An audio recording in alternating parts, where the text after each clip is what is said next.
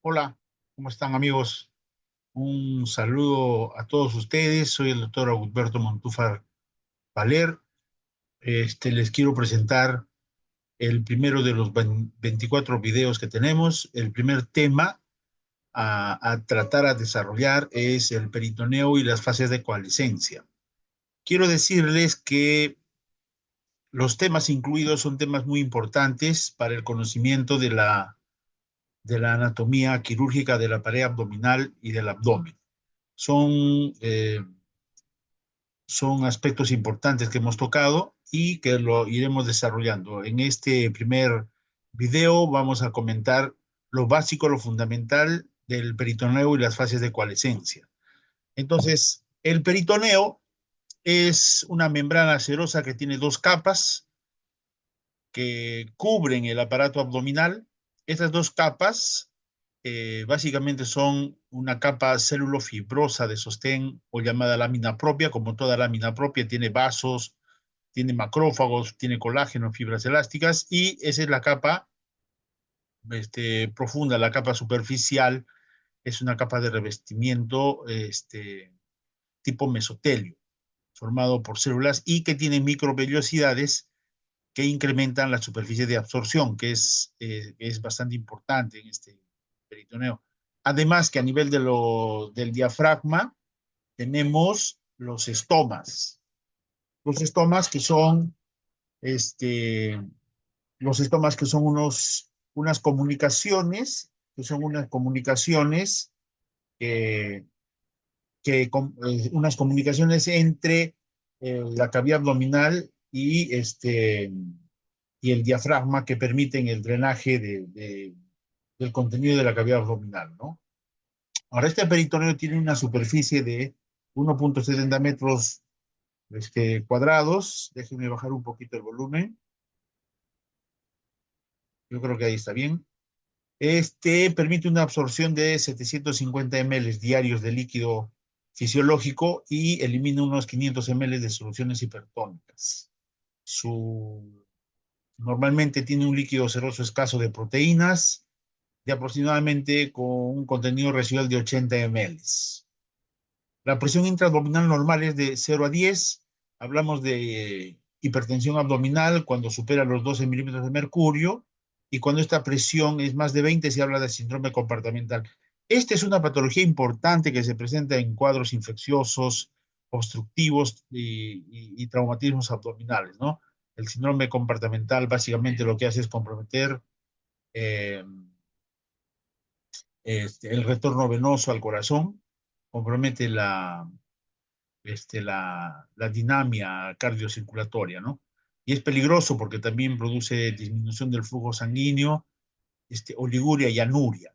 Una característica importante clínica en el síndrome compartimental es la oliguria, la anuria. Las peritonitis, las peritonitis pueden ser clasificadas de diferente manera. La clasificación clínico-quirúrgica puede ser séptica, cuando es ocasionada por bacterias, gérmenes; peritonitis aséptica, cuando es ocasionada por agentes químicos; puede ser difusa, cuando está comprometido más de dos espacios peritoneales; y localizada, cuando están comprometidos menos de dos espacios peritoneales. La peritonitis primaria también se denomina aquella peritonitis ocasionada por una contaminación vía hematógena o por translocación bacteriana. La peritonitis secundaria es cuando la contaminación es a través de un órgano abdominal, ya sea por inflamación o traumatismo. Y la peritonitis terciaria es cuando la contaminación persiste, ¿no? Ahora, eso es en cuanto a las características más importantes que tiene el peritoneo.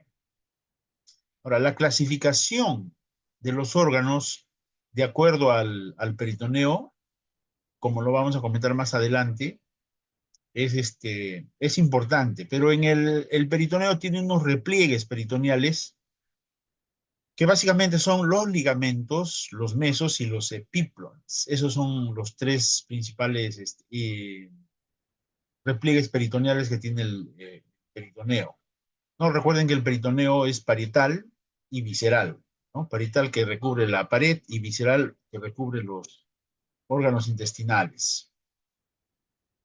Entonces, ¿qué son los ligamentos? Son repliegues peritoneales que van de un órgano a otro o a la pared, pero lo importante acá es saber que estos ligamentos no tienen vasos.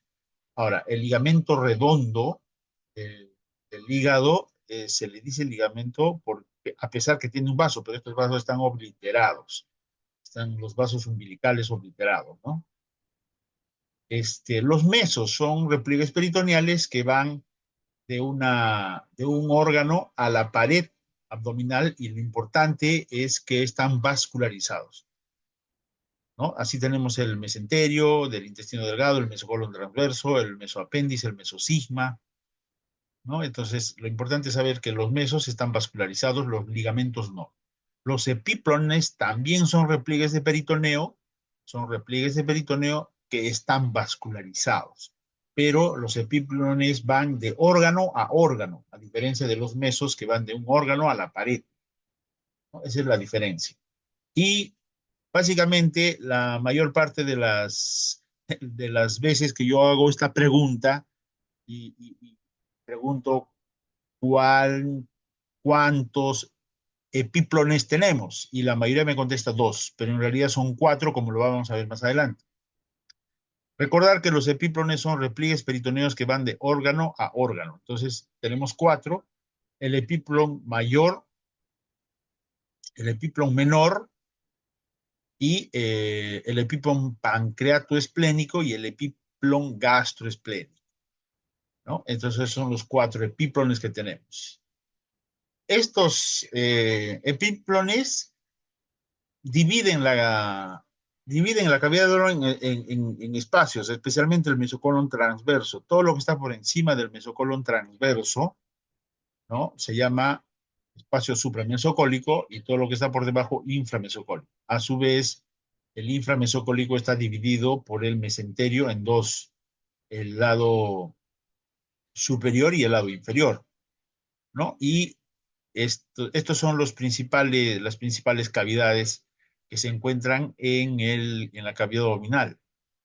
En el espacio supramesocólico tenemos el subdiafragmático derecho, subdiafragmático izquierdo, la celda esplénica, el subhepático derecho, el subhepático izquierdo. En el espacio inframesocólico tenemos el parietocólico derecho, izquierdo, tenemos el espacio supramesentérico derecho, superior, y el espacio inframesentérico, ¿no? Que es inferior, y la cavidad pélvica. Esos son los principales espacios. Adicionalmente hay otros espacios que son de menos importancia. Entonces, en este caso, cuando hablamos de una peritonitis local, por ejemplo, es porque la pus está localizada en la fosa ilíaca y en la cavidad pélvica. Entonces ahí se habla de peritonitis local. Pero si además está la pus en la fosa ilíaca, la cavidad pélvica y en el parietocólico, ya podríamos considerar, por ejemplo, que podría ser difuso, ¿verdad? Listo. Ahora, los órganos se dividen en cuatro tipos dependiendo a, a la disposición del peritoneo. Entonces, se llama órganos peritonizados aquellos órganos, es decir, existen cuatro tipos de órganos, ¿no? Según la disposición del peritoneo. Los órganos peritonizados son los que tienen peritoneo, todos los órganos, la mayoría tienen peritoneo en el abdomen, excepto algunas partes, como por ejemplo el área desnuda del hígado, el, el recto inferior no tiene peritoneo. Entonces, todos los órganos abdominales tienen peritoneo, están cubiertos de peritoneo, por lo tanto se llaman peritonizados. Los órganos intraabdominales son dos: el ovario y las fimbrias de la trompa. Entonces, las fimbrias de la trompa y el ovario no tienen peritoneo por razones obvias. Si tuvieran peritoneo, el óvulo no podría salir. Y si las fimbrias estarían recubiertas de peritoneo, también no podrían recibir el ovario, ¿no es cierto? Entonces, los dos únicos órganos que no tienen peritoneo son el ovario y las fimbrias. Entonces, en este caso, el peritoneo solo llega hasta su hilio y luego se refleja, no llega a cubrir. Esos son los dos únicos órganos intraabdominales. Luego tenemos los órganos retroperitonizados. Son órganos que tienen peritoneo. Acá les voy a hacer ver. Son órganos que tienen peritoneo, pero que por la rotación y el desplazamiento y el crecimiento de los órganos durante la formación hacen de que estos órganos se desplacen hacia la pared posterior y se forma una fascia de coalescencia. Es decir, estas fases de coalescencia son las que mantienen unidas tanto el peritoneo visceral como el parietal y da la impresión que estos órganos fueran retroperitoneales. Por eso es que a estos órganos se les mal denomina retroperitoneales, pero en realidad son órganos retroperitonizados. ¿Ya? Estos órganos son, por ejemplo, el colon ascendente, el colon descendente y el complejo duodenopáncreas. Por eso que la mayor parte de las veces al páncreas se le dice retroperitonizado, como que estuviera detrás del peritoneo. Y no es así. El duodeno también dicen que es un órgano retroperitoneal. No es que está detrás del peritoneo. Tanto el páncreas como el duodeno tienen peritoneo, pero como están adheridos al peritoneo parietal posterior, por las fases de coalescencia, que vamos a hablar más adelante, entonces a estos órganos se les denomina órganos retroperitonizados. Y finalmente tenemos los órganos extraabdominales, ¿no? Que a estos sí se les podría considerar retroperitoneales, pero en realidad se les denomina extraabdominales. Y son todos los órganos que están en el retroperitoneo, los riñones, las glándulas suprarrenales, la vena, la cava, los uréteres, los vasos gonadales, ¿no? Y los plexos nerviosos. Todas esas estructuras no tienen peritoneo, por lo tanto se les denomina órganos extraabdominales. Entonces tenemos los peritonizados, los intraabdominales, los retroperitonizados, que tienen peritoneo, y los órganos extraabdominales. Ahora, hablando de los repliegues peritoneales, que también es importante tener conocimiento de estos órganos, de estas estructuras que son repliegues de peritoneo, vamos a hablar primero del epiplon mayor. Recuerden que no son 2 epiplon, son 4 los epiplon que tenemos. Y está escrito desde Testí, o sea, esa denominación está escrita siempre. No sé por qué solo hablan de dos peritoneos, de 2 epiplon, pero bueno. Acá ustedes van a terminar sabiendo que no existen 2 epiplones, sino 4. El primero es el epiplon menor, o gastrohepático. Este epiplon menor es muy importante porque forma parte de varias estructuras de importancia quirúrgica, ¿no? Entonces, el epiplon menor es un epiplon que va del borde inferior del hígado hacia la curvatura menor del estómago, desde la primera y segunda porción del duodeno hasta la unión esófago-gástrica. Este epiplon menor tiene tres partes, un borde libre, un borde intermedio y un borde superior, un lado superior. Este borde libre, como se estarán dando cuenta, es un, es una, es un ligamento hepatogástrico por donde transita el pedículo hepático. Por eso es que a esta parte libre, a este borde libre, se le denomina pars pediculada, porque está el pedículo hepático, por donde transcurre, ¿qué cosa? El colédoco, o la vía biliar principal, la vena porta y la arteria hepática y ganglios linfáticos. Entonces, esta primera parte del epiplon menor se llama la pars pediculada. La parte intermedia se llama pars flácida, como ustedes ven, es una membrana transparente. Es una membrana transparente, que uno durante una cirugía puede introducir su dedo por este espacio, que se llama el hiato de Winslow, que vamos a hablar en un momentito.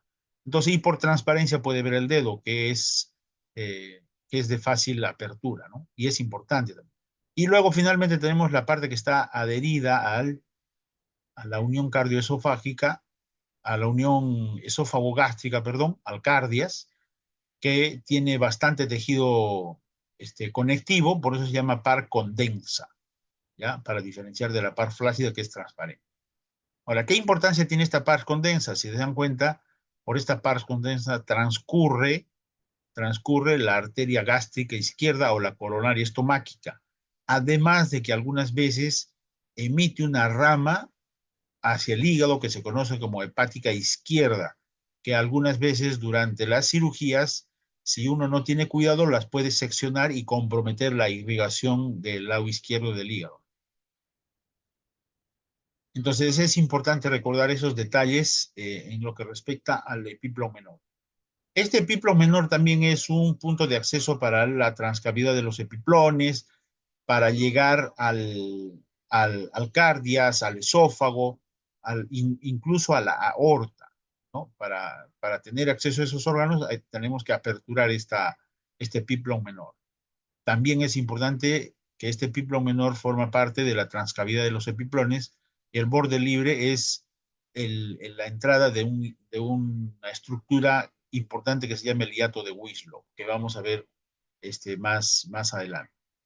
El epíplomo mayor, la mayor parte de las veces cuando yo hago la pregunta y ¿de dónde a dónde va el epíplomo mayor? La mayoría me contesta y me dice que va del estómago al colon.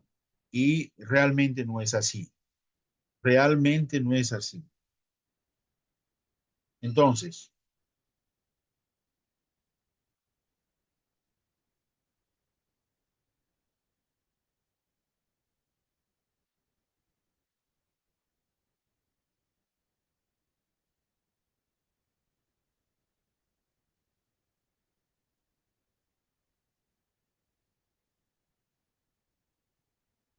Entonces, este epíplomo menor, el epíplomo mayor, perdón,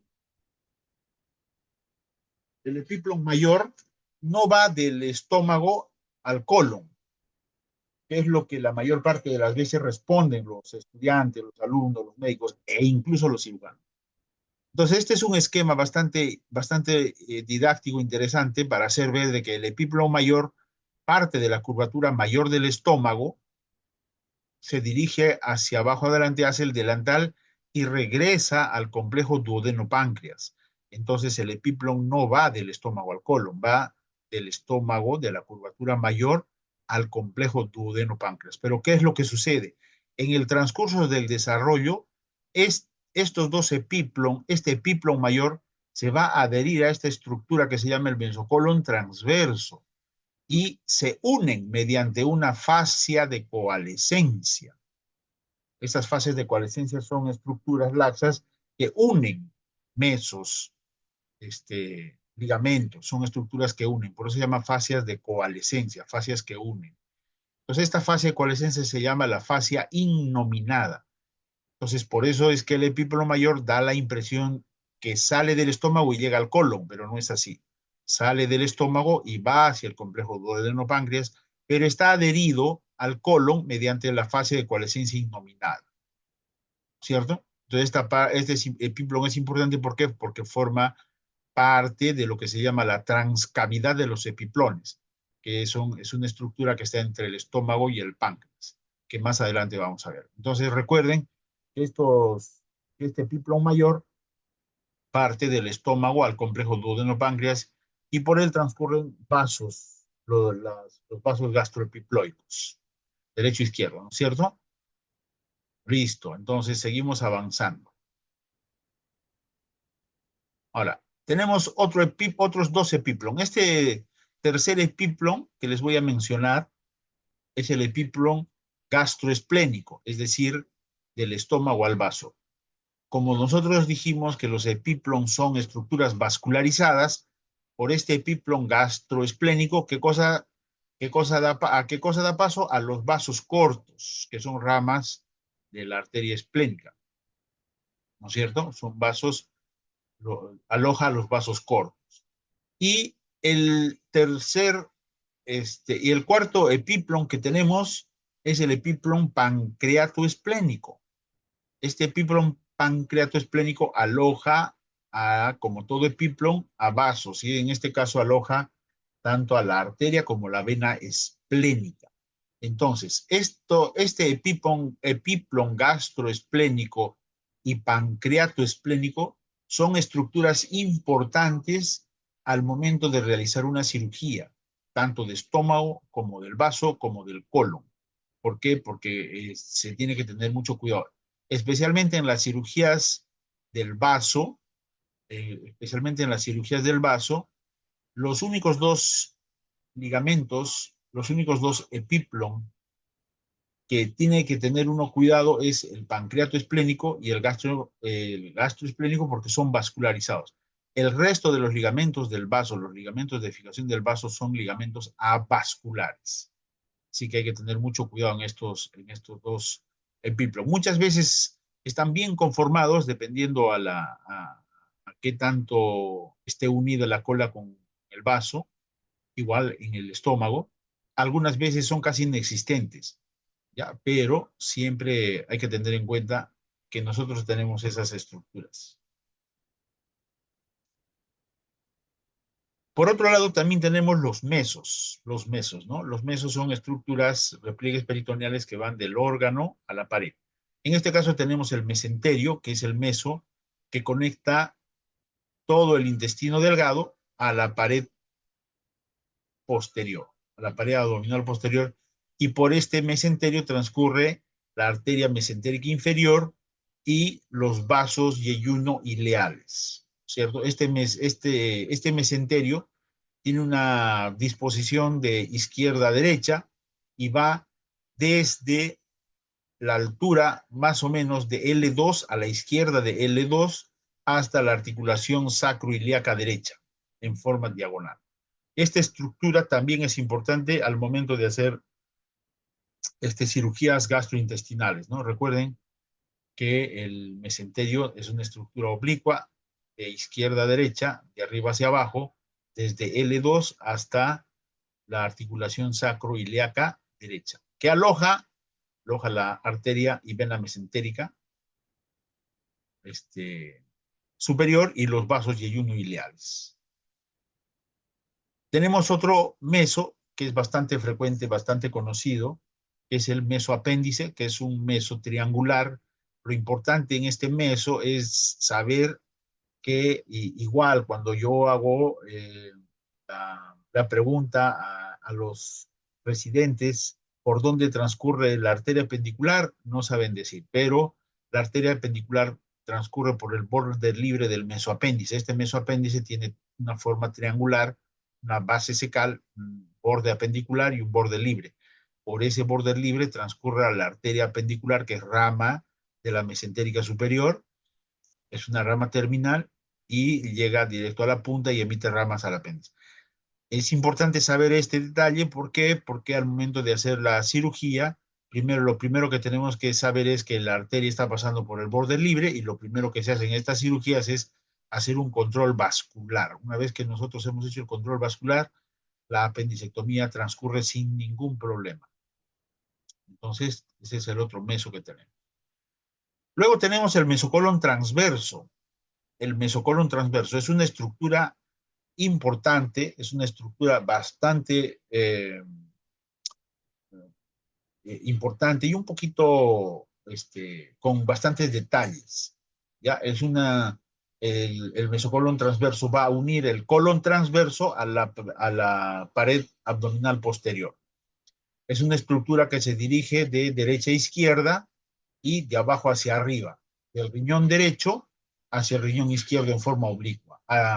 Atraviesa tanto el riñón derecho, el duodeno, la cabeza, el cuerpo del páncreas, pasando por su borde inferior hasta el riñón izquierdo, y en ambos lados se proyecta hasta la pared, hasta la pared abdominal.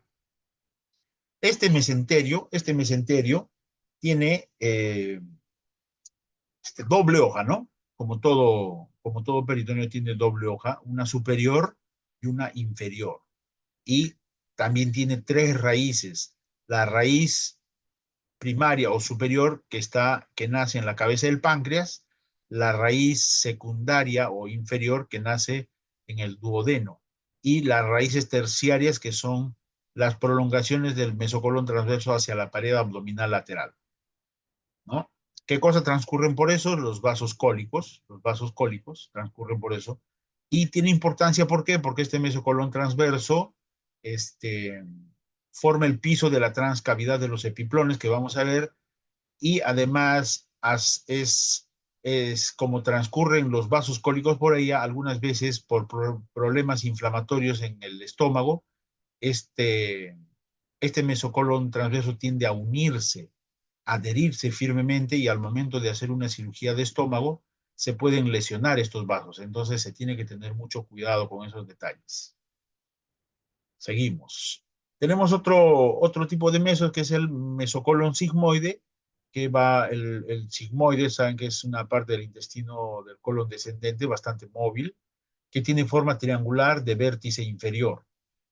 Por este, por este meso sigmoide, ¿qué cosa transcurre? Transcurre la arteria mesentérica inferior, ¿no? La arteria mesentérica inferior, que va a dar ramas para el colon ascendente y el colon sigmoide, las arterias cólicas izquierdas y las arterias sigmoideas, ¿no? Y los vasos.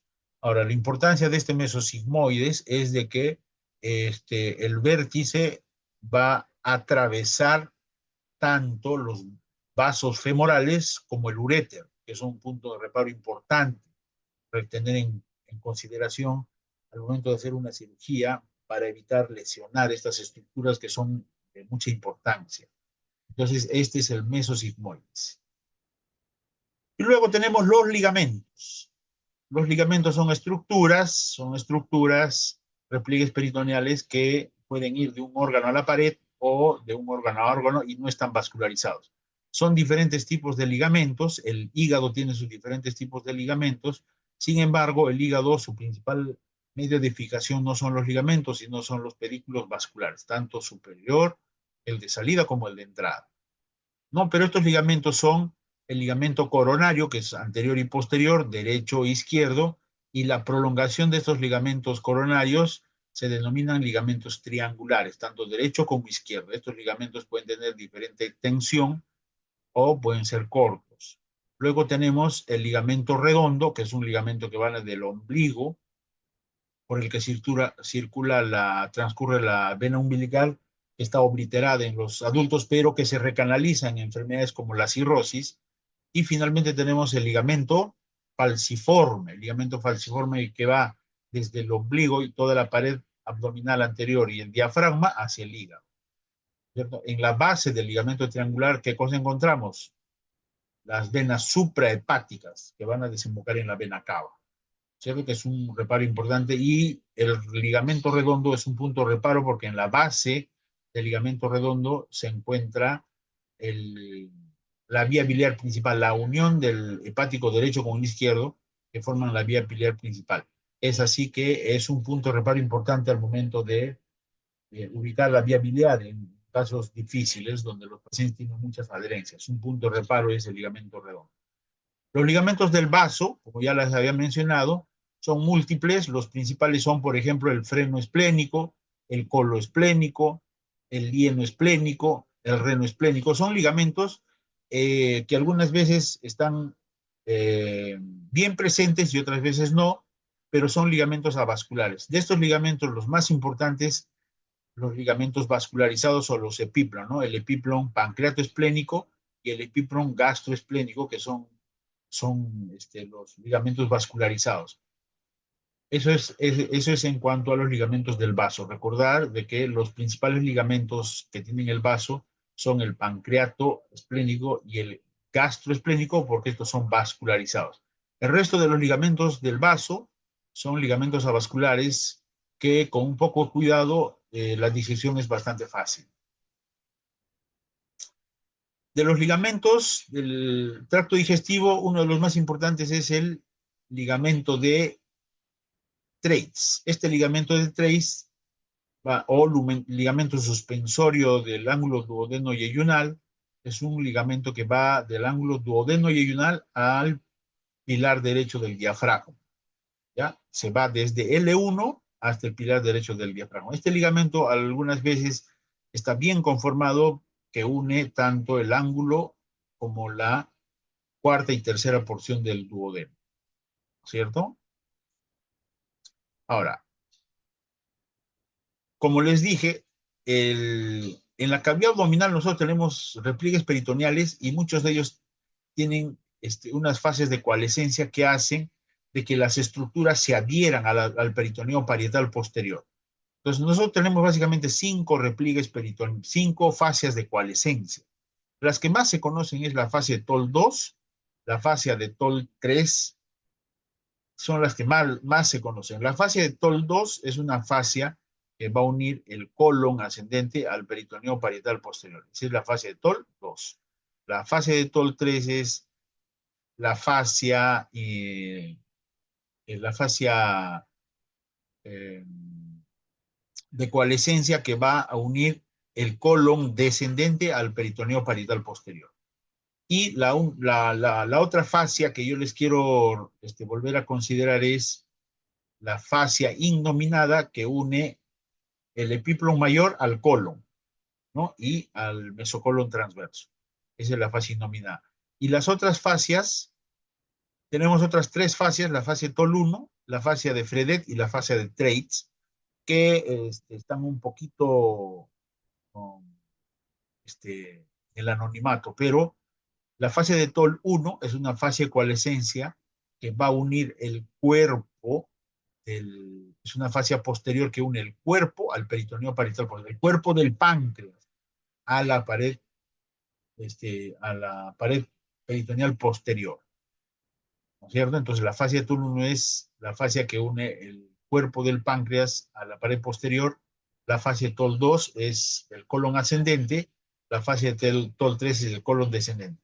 Ahora, el complejo duodeno-páncreas tiene otras 2 fascias, una anterior y una posterior.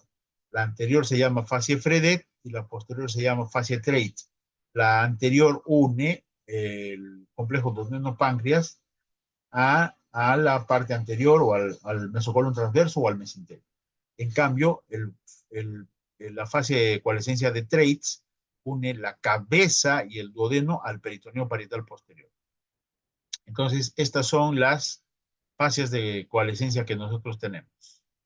Todas estas estructuras tienen importancia al momento de practicar cirugías, eso especialmente a los cirujanos y a los que no van a ser cirujanos, de hecho ya conocen más de la anatomía y con esto creo que no se van a olvidar.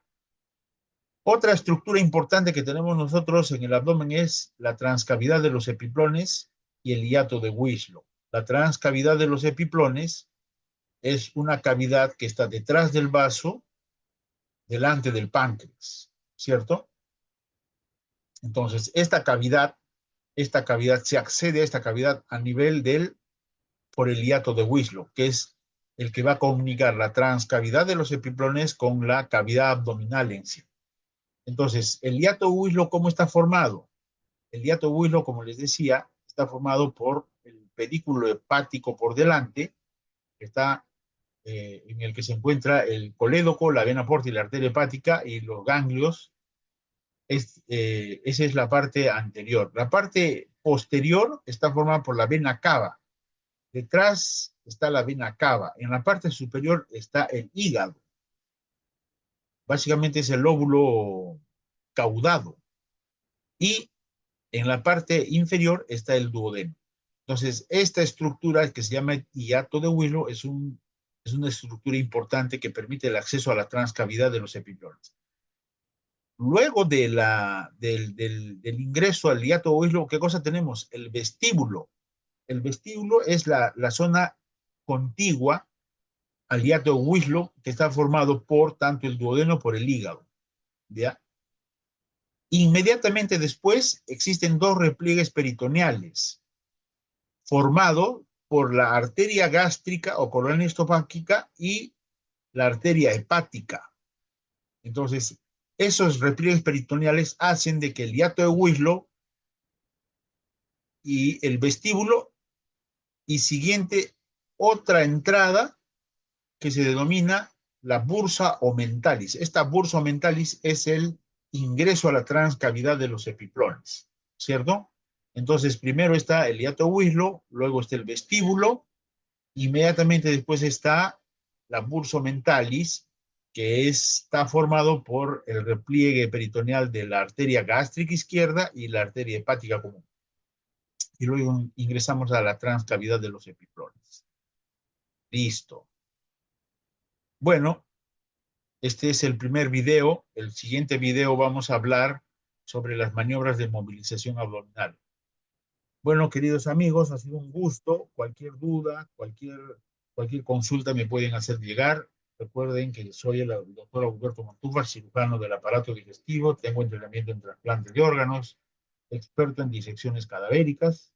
Así que un saludo y hasta pronto.